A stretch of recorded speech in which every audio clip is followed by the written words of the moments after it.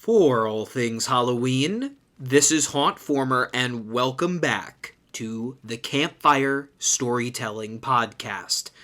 This is kind of a space where I get to talk about storytelling, which is a favorite hobby of mine, particularly in the horror genre. And when you're talking about horror, there's really no better meta place to begin and end than Scream.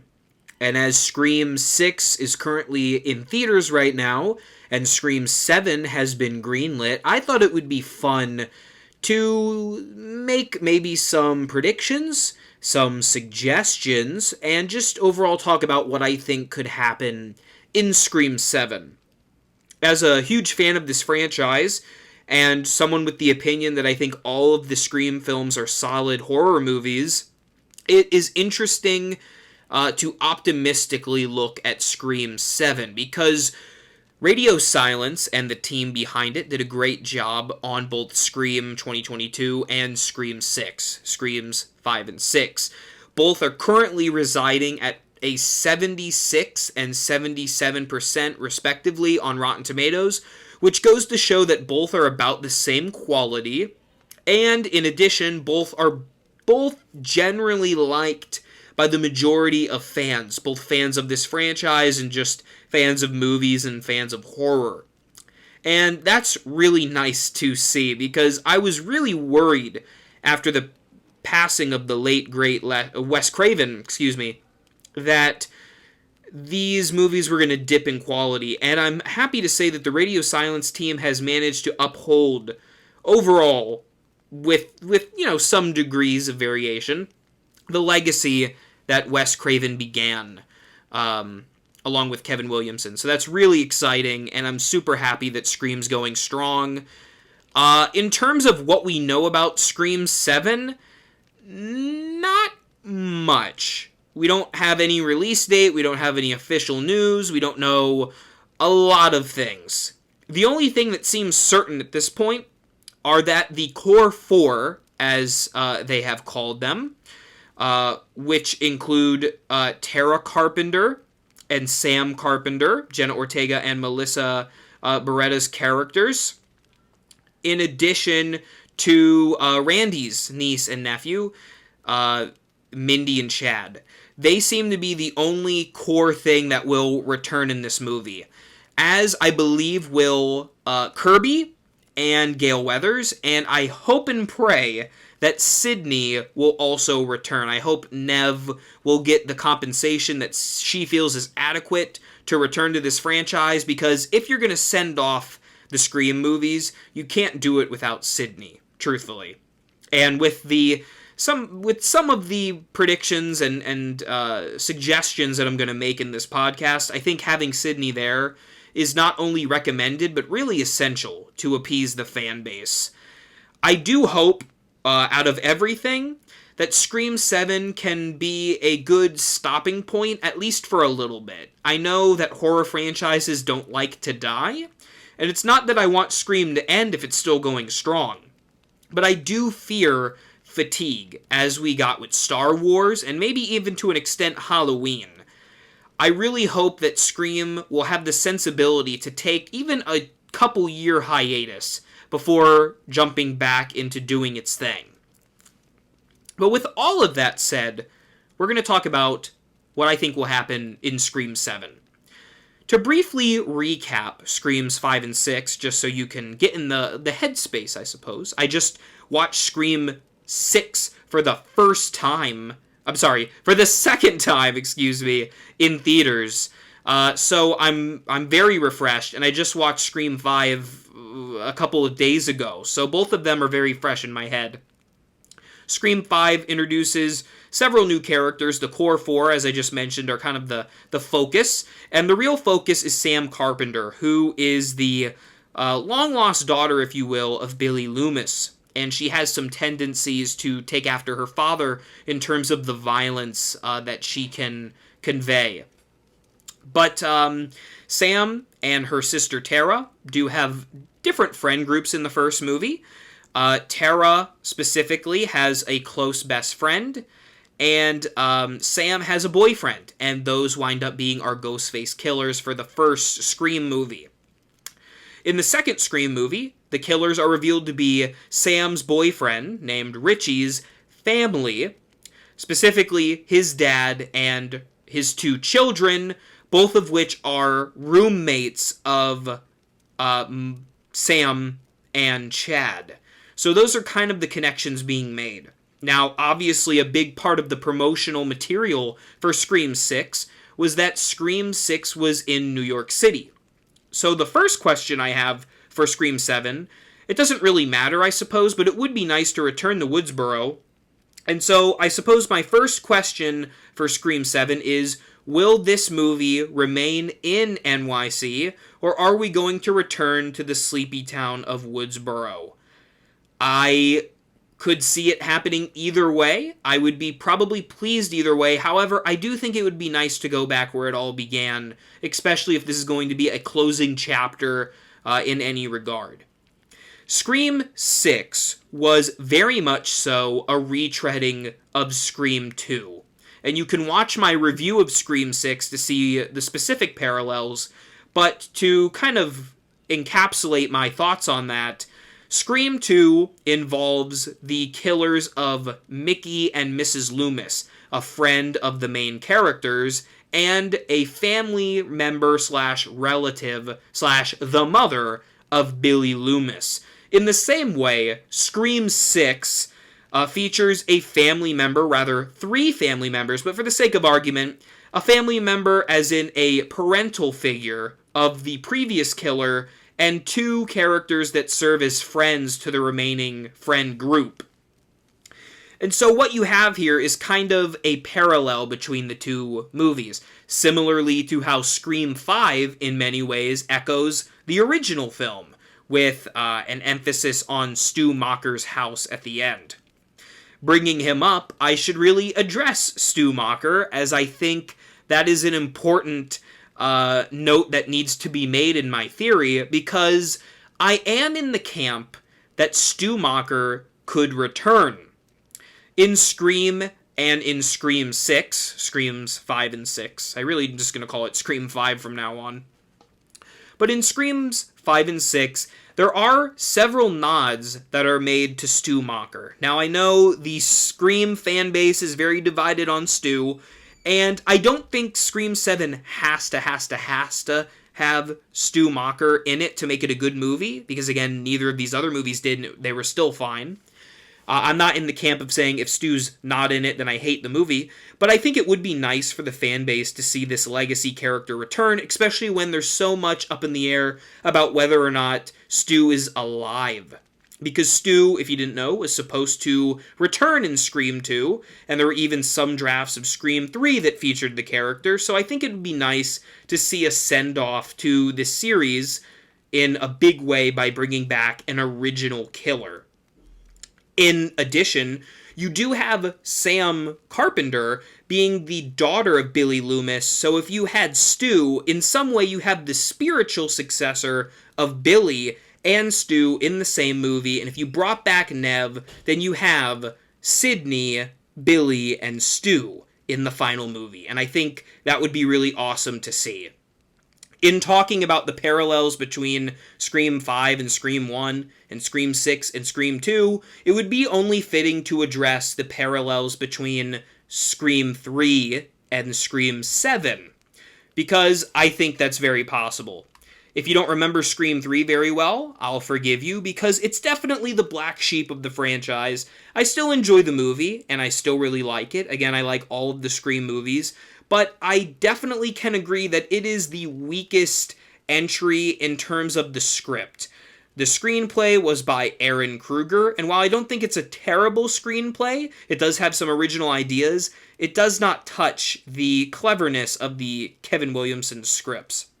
But in short, you have the production of Stab 3 in development while more murders take place. At the end of the film, the killer is revealed to be Roman Bridger, the long-lost brother of Sidney Prescott, who was shut out by their mother and wants to seek vengeance on his long-lost sister.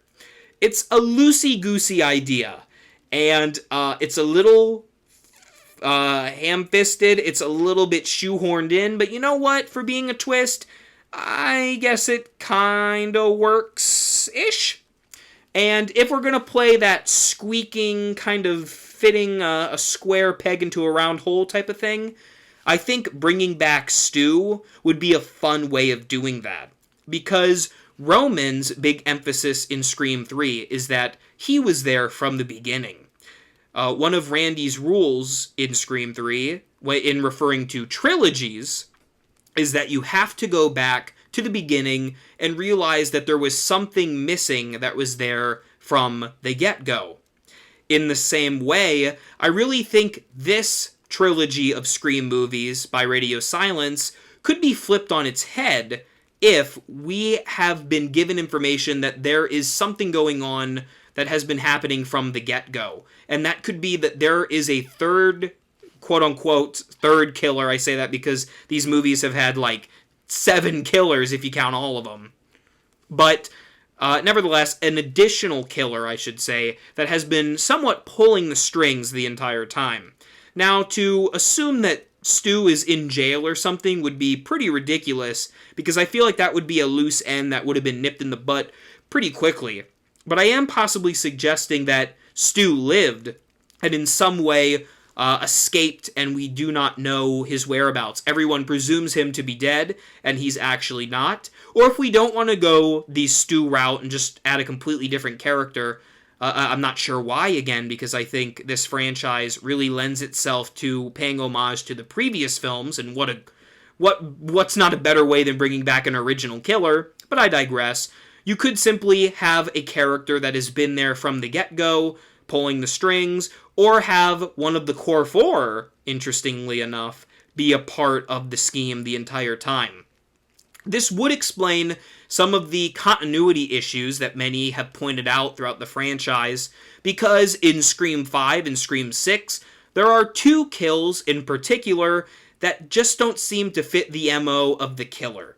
In Scream V, we have David Arquette's character of Dewey getting offed by one of the female killers, a girl by the name of Amber, played by Mikey Madison, who I think did a good job in the role. However, her petite figure seems like a stretch to assume that she would kill off Dewey, who was a veteran cop for all of these years and has taken down so many ghost faces. To be killed by this girl seems like a bit of a stretch. I know they have actors play Ghostface to keep the mystery, and I understand that entirely, but it seems like a bit of a stretch in logic to assume that this petite girl is able to take on a veteran character. Now, I get he's older, maybe she had some life in her, so it's not like a huge slap in the face, but it is something that has always irked me. In the same way, in Scream VI, and again, I guess we're already past the spoilers here at this point, Courtney Cox's character of Gale Weathers is attacked. And we learned that the sister of Richie was responsible for said attack. While there is that attack taking place, Gale Weathers' then boyfriend fights back and is ultimately killed by this young, red-headed girl. This character, this boyfriend, is like a 6'5" muscular man. So again, I'm not saying that these women couldn't overpower these men with the element of surprise, but I do think that the stature of the character mixed in with the physicality of the role seems like a leap in logic, and this could be explained if there was perhaps a third killer involved, and that these Ghostface killers simply took the fall and took the credit for these killings. Is that going to happen? Probably not, because that would be some major retconning, but I do think it's in the realm of possibilities. One thing is for sure, though, with my theory, and that is there has been a killer or someone all along that has been guiding the events of Scream V and Scream VI, getting, really, I think it comes down to Richie in contact with Amber and working through maybe a subreddit or 4chan or one of these online websites where all of these characters have met, because Richie kind of held the pin together for Scream V and also for Scream VI because his family, well, are the killers and it's a revenge plot, so that all makes sense. So it really goes back to Richie, and I think that there is someone else involved. Who? I have no idea, but I do have some possible guesses. And the main one's Stu. But my other guess is that perhaps it's a member of the Core 4, or if not, that there is this new killer character that entices a member of the Core 4 to become a killer. Especially if, let's say, one of the twins, I believe they're twins anyways, one of Randy's nieces or nephews is murdered. That could honestly make the opposite one, whether it is Mindy or whether it is Chad, if their sibling dies, that could be a great catalyst to go, hey, Sam killed Richie, which caused this entire thing. So if you kill Sam, you could really stop this all from happening and avenge your fallen brother or sister, depending on which one is chosen.